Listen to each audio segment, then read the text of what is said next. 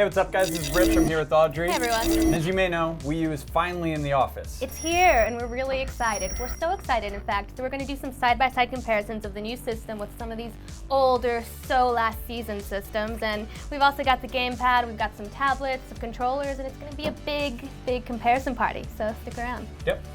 All right, so we're here with Wii and Wii U. One thing to note, obviously, they're very similar construction. Some of the more angular edges of Wii have sort of been smoothed out for Wii U, but fundamentally very similar. Wii U is a little bit longer and it's a little bit heavier overall.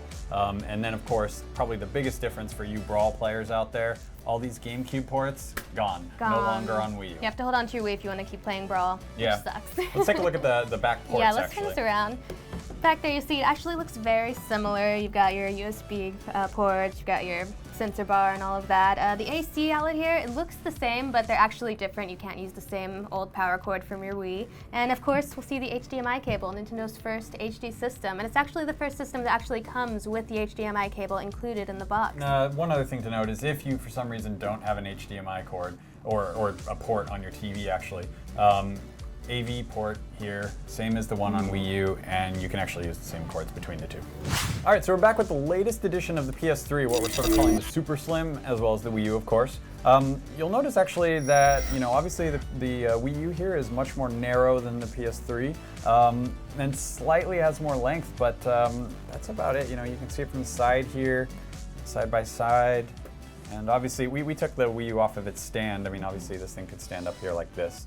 But, pretty similar, actually. Let me hold them up on the side for you, like this. But, pretty similar. So there you go. Let's take a look at the Xbox. Now we've got the 360 here with our Wii U. You'll notice a lot bigger size difference than with the PS3. The Wii U's a little bit smaller than the 360, and of course, they've got the nice fingerprints all over this glossy black finish. Note to manufacturers, don't do that. Glossy is bad. Fingerprints, bad. All right, so we're back with some controllers, and as you can see, a couple of these are actually very similar. So we're looking at the Wii U Pro Controller here, and obviously it's very similar to the 360 controller. A few key differences, obviously. Both joysticks are up top. They do feature the same click, just like all the rest of the controllers out there. We've got some shoulder buttons up here. Digital triggers, though, something to keep a note of. And then, the buttons actually have a great sense of click to them. And for my money at least, the D-pad that Nintendo makes is the best out there.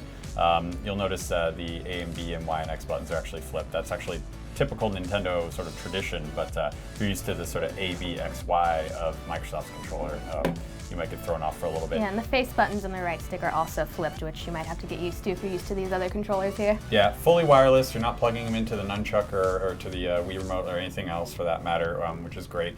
And Nintendo claims about 80 hours of battery life from one charge.